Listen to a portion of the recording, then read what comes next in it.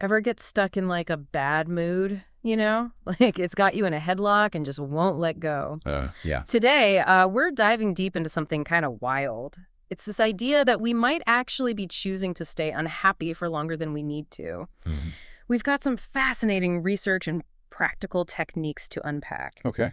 all based on this idea that negative emotions, just at their core, might only actually last 90 seconds. Wow. You heard that right, 90 seconds. That's pretty crazy. Oh, I know, right? It's a bit mind-blowing, isn't it? I mean, we're so used to thinking of emotions as these like big, overwhelming things. Right. But the article, How to Starve Your Negative Emotions in 90 Seconds, kind of suggests they're more like quick bursts of energy. Okay. And what really makes them linger is the story that we kind of weave around them. Okay, so I'm already intrigued and a bit skeptical, but let's dive in. Yeah. The author of the article, she talks about having like a full-blown panic attack on her way to a meeting. Oh, wow. Convinced that like an argument was about to erupt. But guess what?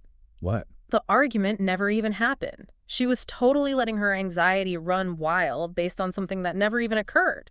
That's a perfect example of how our past experiences can kind of hijack our present emotions. Oh, interesting. You know, think about a time you felt anxious or upset. Mm-hmm. Chances are your mind was kind of replaying a similar scenario from your past, Yeah. even if the current situation was totally different. So how do we break free from those like mental reruns? Right. This is where it gets really interesting. The article cites research from the University of Liverpool. Okay. They found a strong link between dwelling on past experiences, what researchers call rumination, and the development of anxiety and depression. Wow. So it turns out those mental replays can actually make us more susceptible to those conditions down the line. That's right. And to understand why, we really need to kind of peek inside the brain. Okay, let's do it. Stanford researchers discovered that when we ruminate, we're essentially strengthening those neural pathways associated with stress. Interesting. At the same time, we're weakening the pathways that are responsible for problem solving and resilience. It's like paving a superhighway for negativity in our brains. Okay, that's a little scary. Yeah. But like, if our brains are wired to hold on to negativity, how can we possibly change that?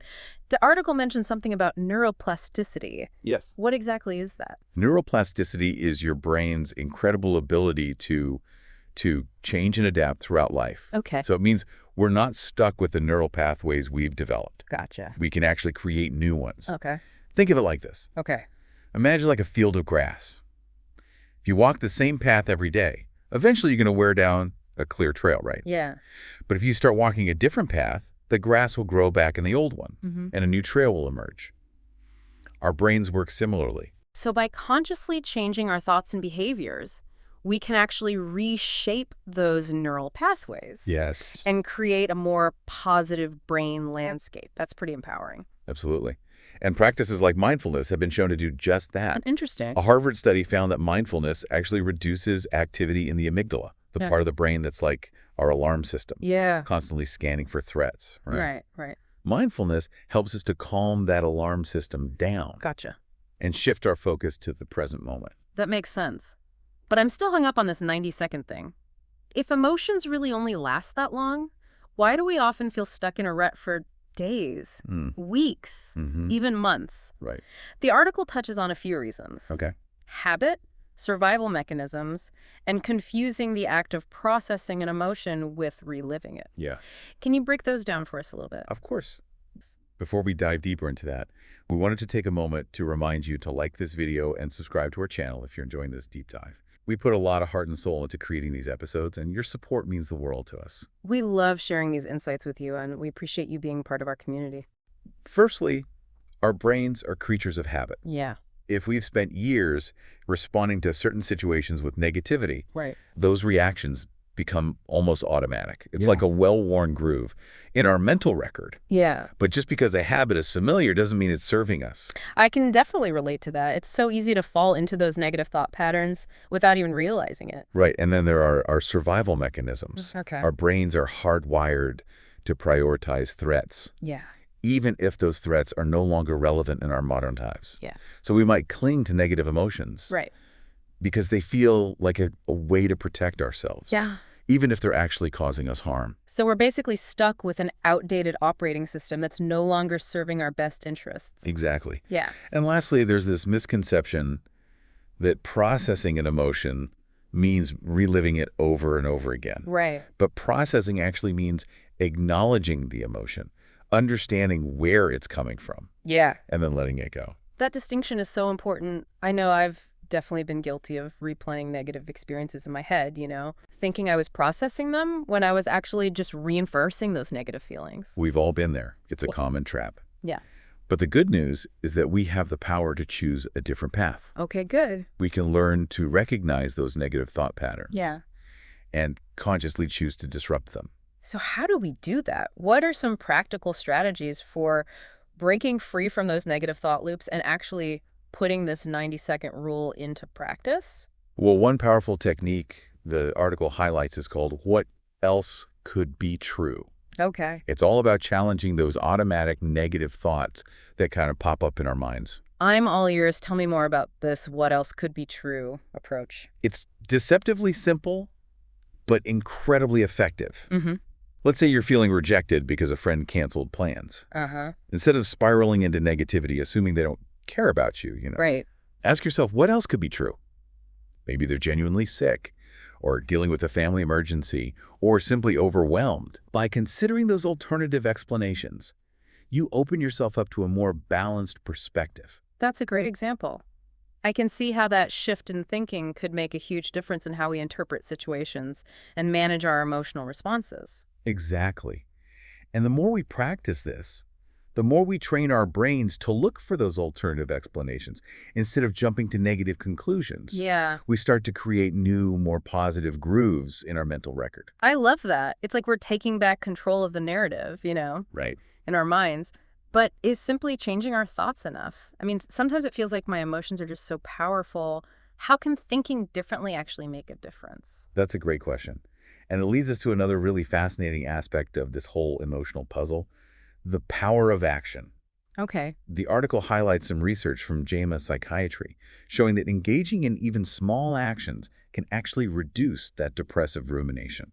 So it's not just about thinking differently, it's about actually doing something different. Exactly. Yeah. Remember how we were talking about those neural pathways getting strengthened or weakened based on our thoughts and behaviors? Yeah.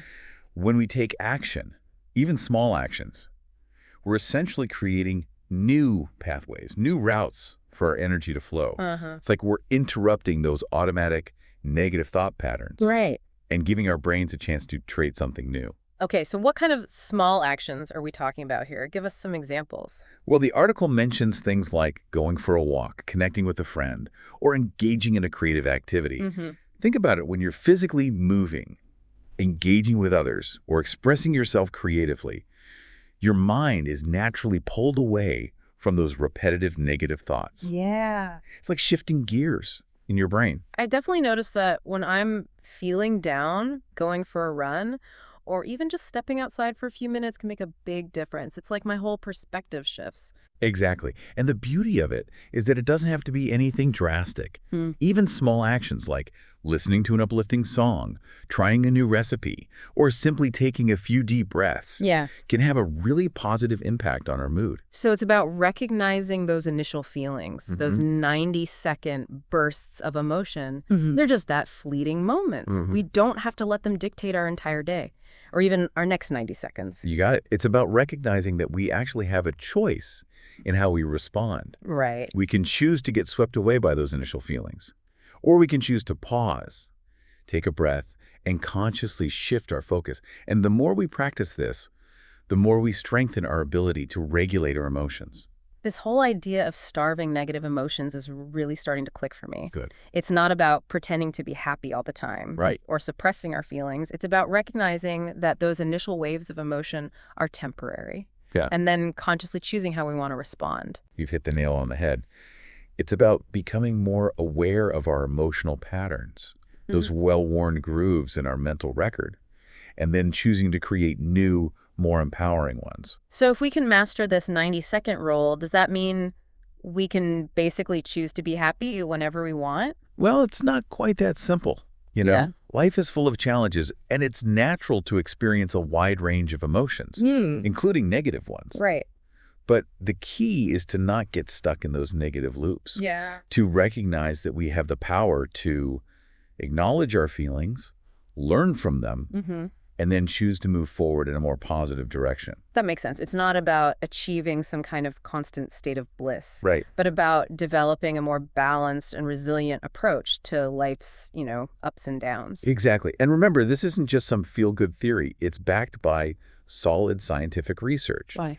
We know that our brains are capable of change, Right. that we can literally rewire ourselves for greater happiness and resilience by making conscious choices about our thoughts and actions. That's incredibly empowering. And I love that it's not about achieving some distant state of perfection. It's about making small, incremental changes that add up over time. Absolutely. Yeah. It's a journey, not a destination. And every small step we take in the direction of greater self-awareness, mindfulness, and positive action brings us closer to living a more fulfilling and joyful life. It sounds like the key is to be patient with ourselves, to celebrate those small victories, and to keep practicing these techniques, Right. even when we stumble. You got it. And remember, it's okay to ask for help along the way, whether it's talking to a therapist, joining a support group, or simply confiding in a trusted friend or family member. Seeking support can make a world of difference. So true. We don't have to go it alone. There are resources and people who can help us navigate these, Yeah. emotional waters and build a more resilient and joyful life. Well said. And you know what I find particularly inspiring about this whole concept is that it highlights the inherent power we have within ourselves to shape our own well-being. We don't have to wait for external circumstances to change or for someone else to fix us. Right. We have the tools within us to create the change we desire. That's a powerful message. And it ties back to the core idea we've been exploring, that we have more control over our emotional experience than we might realize. Exactly. It's not about denying the challenges or pretending to be happy all the time. It's about cultivating inner peace and choosing to focus on the good, even amidst the inevitable storms of life. Okay, I'm officially feeling inspired to do some emotional decluttering. Good. This whole conversation has been such a valuable reminder that we have the power to create our own happiness. Right. It's not about waiting for the perfect circumstances or relying on external factors. It's about cultivating inner peace and choosing to focus on the good. Well said. And remember, it's not about being happy all the time. Life is full of ups and downs, and it's important to allow ourselves to experience the full spectrum of human emotions. Yeah. But the key is to not get stuck in the negative. We have the power to acknowledge our feelings, learn from them, and then choose to move forward in a more positive and empowering direction. So true. And the more we practice this, the easier it becomes. Yeah. It's like building a muscle, of resilience and positivity. And the rewards are immeasurable: greater peace of mind, stronger relationships, a deeper sense of fulfillment in life. Absolutely. It's an invest in ourselves and in our future. And the best time to start is now. Well, on that note, I think it's time to start wrapping up this deep dive. Okay. But before we do, I want to touch on one more point that really stood out to me from the article. Right. The idea that happiness isn't something we need to chase. It's something that we need to stop blocking.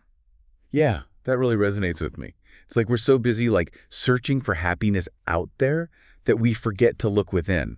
Yeah. And see all the good that already exists, It's like we're carrying around all this emotional baggage, Right. limiting beliefs, past hurts, negative self-talk. Yeah. And it's just weighing us down, preventing us from experiencing the joy that's already within us. So how do we let go of that baggage? How do we stop blocking our own happiness? Well, it starts with awareness. Okay. Noticing those negative thought patterns, those self-sabotaging behaviors, and those limiting beliefs that are holding us back. Right. And then, it's about challenging those patterns, questioning those beliefs, Yeah. and choosing to replace them with more empowering ones. So it's not about denying our negative emotions. It's about recognizing that they don't have to define us. Right. We can choose to see them as, temporary visitors, learn from them, and then let them go. Exactly. And remember, this is a process, not a one-time event. Right. There will be times when we fall back into old patterns, when those negative thoughts creep back in. But the key is to be patient with ourselves, to recognize that we're learning, and to keep practicing these techniques. It's like building any new skill. It takes time and effort and consistency, but the rewards are so worth it. Absolutely. Greater peace of mind, stronger relationships, a deeper sense of fulfillment. Those are just a few of the benefits that come with mastering our emotional landscape. This has been an incredibly insightful deep dive. I feel like I have a whole new perspective on my emotions and a toolkit of strategies for creating a more positive and joyful life. Me too. And I hope our listener feels the same way. Remember, you have the power to choose your story. You can choose to dwell on the negative, or you can choose to focus on the positive, to cultivate inner peace, and to embrace the joy that is already within you. So to wrap things up, let's leave our listener with a final thought-provoking question, inspired by this deep dive. What story are you telling yourself today? Is it a story of fear, limitation, and negativity? Or is it a story of hope, resilience, and possibility? The choice is yours, and the power to rewrite your story lies within you.